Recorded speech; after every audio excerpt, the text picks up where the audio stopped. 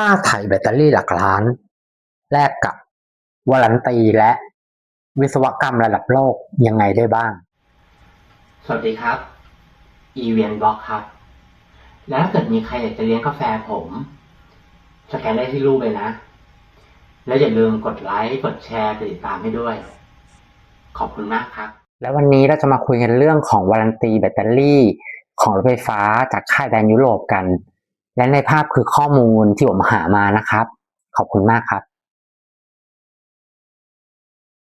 ก้าวข้ามทุกขีดจำกัดเดิมเทสลาถ้าจะพูดถึงรถของฝั่งยุโรป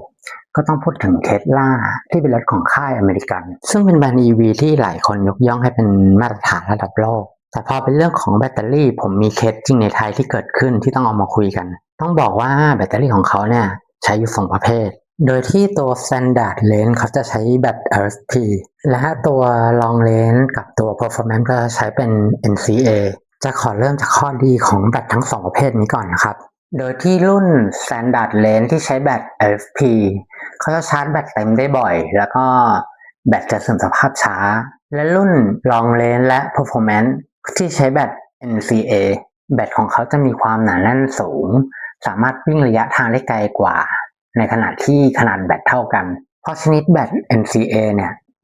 ให้กำลังแรงขับที่สูงตอบโจทย์การขับขี่ของรุ่น Performance เดี๋ยวเรามาพูดถึงข้อเสียของแบต Tesla กันบ้างแบตเตอรี่ของ Tesla เนี่ยไม่สามารถแยกซ่อมเป็นโมดูลได้ครับแล้วก็มันมีออปชั่นเสริมที่ซื้อไร้ไทม์วารันตีด้วยแบต NCA เนี่ยการทนความร้อนของเขาจะต่ำกว่าแบต LFP แล้วก็มีระบบที่ป้องกันความร้อนที่ซับซ้อนกว่า LFP เยอะอีกเรื่องหนึ่งคือแบต NCA เนี่ยเขาจะเสื่อมสภาพเร็วกว่าแบต LFP แนะนำว่าอย่าชาร์จเกิน 90% นะครับส่วนวารันตีแบตเตอรี่ของเขาเนี่ยทั้งคู่จะอยู่ที่8ปีโดยที่แบต LFP เนี่ยจะได้ระยะทางอยู่ที่ 160,000 กิโลเมตรและ NCA เนี่ยจะอยู่ที่ 192,000 คาดการราคาเปลี่ยนแบตเตอรี่หลังหมดวารันตีนะครับที่ประมาณ 501,000 แต่เคยมีเคสในประเทศไทยได้ใบเสนอราคาอยู่ที่ 880,000 ทั้งนี้ราคาไม่ตายตัวนะครับขึ้นอยู่กับรุ่นย่อยและก็นโยบายของบริษัทปกป้องด้วยหัวใจสแกนดิเนเวียนวอลโวมาต่อกันที่ค่ายของสวีเดนหรือวอลโวที่มีชื่อเสียงเรื่องความปลอดภัยเป็นอันดับหนึ่งจากภาพแบ็กกราวด์ที่เห็นเนี่ยคือสเปคของ EX90 นะครับพูดถึงวอลโวเนี่ยหลายคนคงได้ยินข่าวเมื่อกลางปีที่ผ่านมาที่มี Volvo EX30 ไฟไหม้2เคสผมเชื่อว่าผู้รู้หลายๆท่านหรือในช่อง YouTube หลายช่องก็คงพูดถึงข่าวนี้และสาเหตุกันไปแล้วเพราะตั้งแต่เกิดเรื่องเนี่ยทาง Volvo เขาก็ไม่ได้นิ่งเฉยเนาะส่งเรื่องไปที่สวีเดนทันทีแล้วก็หาวิธีแก้ปัญหาซึ่งไม่ว่าจะเป็นรุ่น EX40 EC40 หรือ EX90 ในประเทศไทยอ่ะทุกตัวที่พูดมาของเขาใช้แบต NMC ซึ่งเราจะมาพูดถึงข้อดีกันก่อนอย่างแรกเลยแบตประเภท NMC จะมีน้ำหนักที่เบาและวิ่งได้ไกลกว่าแบตประเภท LFP ทนกับอากาศที่เย็นได้ดีกว่าและอีกอย่างคือแบตเตอรี่ของ Volvo เนี่ยสามารถแยกเป็นโมดูลได้เนาะถ้าเกิดว่าหมดวารันตีแล้วเรามาพูดถึงข้อเสียของแบตเตอรี่เขากันบ้างอย่างแรกเลยคือไม่สามารถชาร์จจนเต็มได้บ่อยส่วนเรื่องวารันตีของเขาเนี่ยจะอยู่ที่8ปีหรือ 160,000 กิโลเมตรแต่เงื่อนไขวารันตีของเขาจะเข้มงวดนิดนึงอย่างแรกคือถ้าเกิดว่าจะเคลมแบตเตอรี่ภายในระยะเวลาของประกันเนี่ยแบตเตอรี่ต้องเสื่อมมากกว่า 70% นะถึงจะเคลมได้2คือต้องเข้าเช็คระยะกับศูนย์ที่เขารับรองเท่านั้น3ต้องอัปเดตซอฟต์แวร์ของรถตามที่กำหนดไม่งั้นจะมีผลต่อสิทธินะครับถ่ายทอดที่ประจรแห่งการขับขี่ BMW มาต่อกันที่ค่าย BMW เป็นแบรนด์จากเยอรมันที่ทุกคนก็คุ้นเคยกับการดีไซน์รถที่สปอร์ตของเขาผมเจอจุดอยู่หลายจุดที่น่าสนใจของรถไฟฟ้าค่าย BMW BMW เขาออกแบบแบตเตอรี่เป็นโมดูลเนาะที่สามารถแยกเปลี่ยนได้แตกต่างจากรถยุโรปหลายๆค่ายที่ต้องเปลี่ยนยกแพ็คราคาของแบตเตอรี่แต่ละโมดูลจะอยู่ที่100,000 ถึง 120,000ซึ่งแบตเตอรี่จะเป็น NMC ความจุสูงวิ่งได้ไกลเหมาะกับสายเดินทางซึ่ง Certify ล่าสุดของเขาเนี่ยการคุ้มครองแบตเตอรี่จะอยู่ที่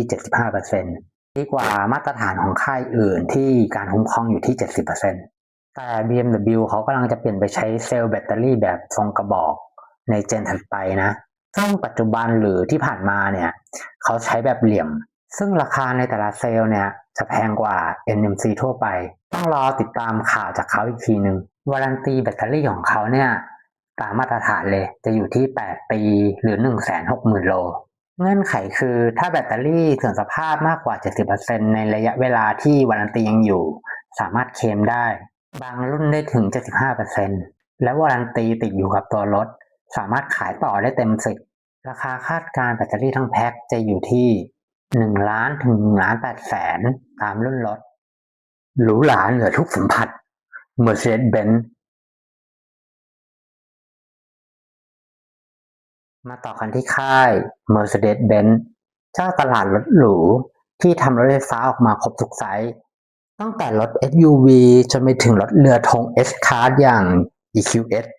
แล้วก็มีอยู่จุดหนึ่งในกลุ่มรถไฟฟ้าของเขาที่ผมคิดว่าเป็นข้อยกเว้นที่เป็นจุดเด่นของกลุ่มรถไฟฟ้ายุโรปทั้งหมดของคลิปนี้อย่างแรกเลยคือแบตเตอรี่ของเขาเป็น NMC ที่มาจากผู้ผลิตหลายค่ายไม่ว่าจะเป็น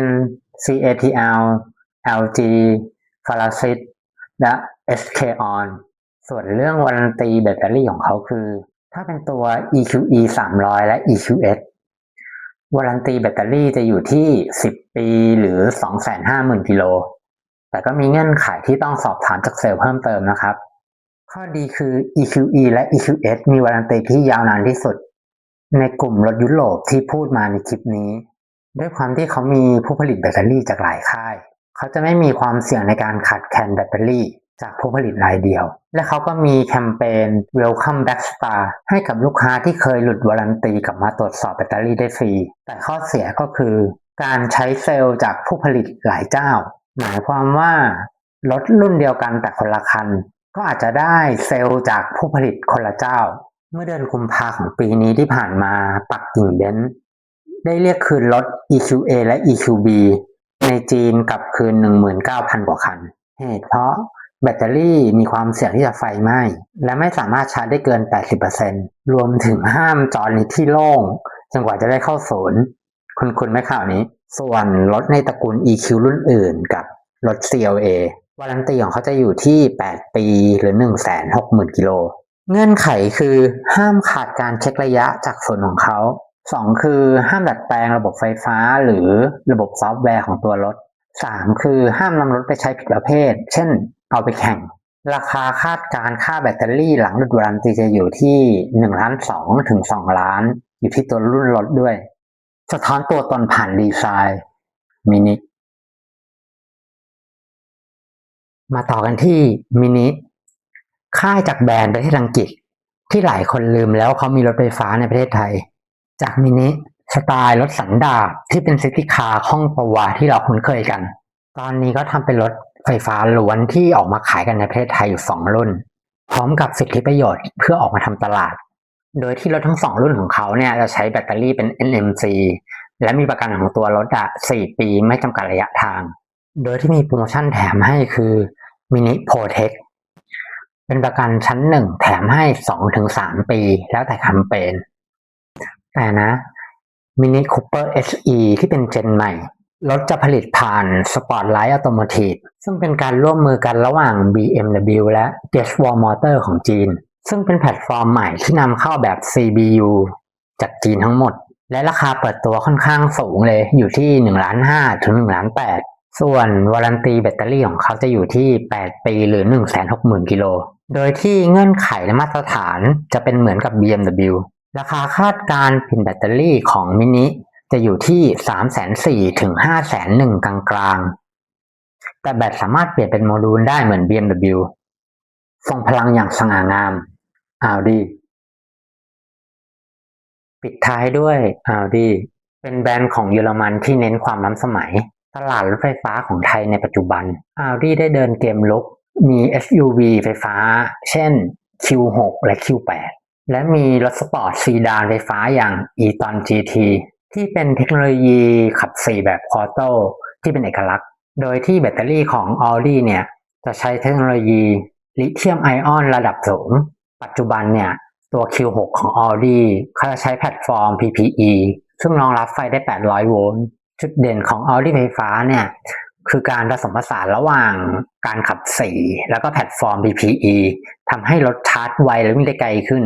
ส่วนข้อเสียเนี่ยคือค่าใช้จ่ายครับด้วยความที่เป็นรถลักชัวรี่เนาะ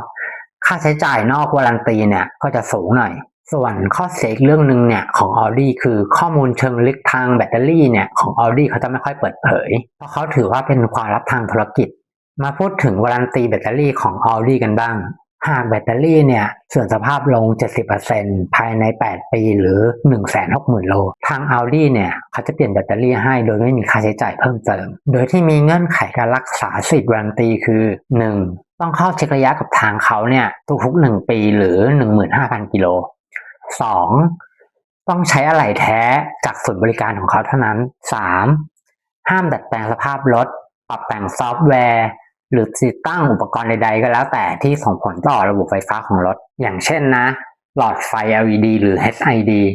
ถึงแม้ขั้วจะเหมือนกันเนี่ยแต่ระบบการต้านทานไฟของเขาเนี่ยไม่เหมือนกัน 4. ควรใช้งานตามคู่มือเหมาะสมเช่นห้ามปล่อยให้แบตเตอรี่เนี่ยเหลือศูนย์ไว้หลายวันและ 5. ต้องรักษาค่า SOH ให้ได้มาตรฐานอยู่เสมอหรือง่ายๆก็คือต้องคอยเข้าไปอัปเดตซอฟต์แวร์ของเขาตามระยะที่กำหนดสุดท้ายนะครับราคาคาดการแบตเตอรี่หลังวารันตีของ Audi จะอยู่ที่ 6-9 แสนบาทแล้วแต่รุ่นอันนี้เป็นราคาประมาณการนะครับสรุปรถทั้ง6แบรนด์ที่เราคุยกันมานะครับจะมีจุดร่วมอยู่3จุดที่เราจะมาวิเคราะห์กันข้อแรกเลยคือมาตรฐานวารันตีทั่วไปจะอยู่ที่8ปีหรือ 160,000 กิโลยกเว้นเบนซ์ตัว EQS นะครับจะอยู่ที่10ปีหรือ 250,000 กิโลเมตร 2. มาตรฐานการเคลมแบตเตอรี่ส่วนใหญ่จะอยู่ที่ 70% ยกเว้น BMW บางรุ่นนะครับที่จะอยู่ที่ 75% 3. การประเมินราคาเปลี่ยนแบตเตอรี่หรือวารันตีครับถ้าเปรียบเทียบกับแบรนด์จีนราคาจะเปิดเผยคำนวณง่ายแต่ถ้าเกิดเป็นแบรนด์ยุโรปเขาจะประเมินราคาจากสภาพจริงซึ่งทั้งสองอย่างเนี่ยก็มีข้อดีแตกต่างกันสุดท้ายนี้นะครับผมก็ยังเชื่อว่ายังมีสิ่งที่ยังทำได้ไม่ดีถ้ามีอะไรที่ผิดพลาดตรงไหนหรือมีข้อมูลเพิ่มเติมรบกวนแจ้งที่คอมเมนต์เพื่อให้ผมปรับปรุงคลิปต่อไปด้วยนะครับหรือถ้าอยากเลี้ยงกาแฟผมในการที่หาข้อมูลมาเล่าให้ฟังสามารถสแกนมาได้ที่ QR code ทางด้านซ้ายมือนะครับขอบคุณมากครับ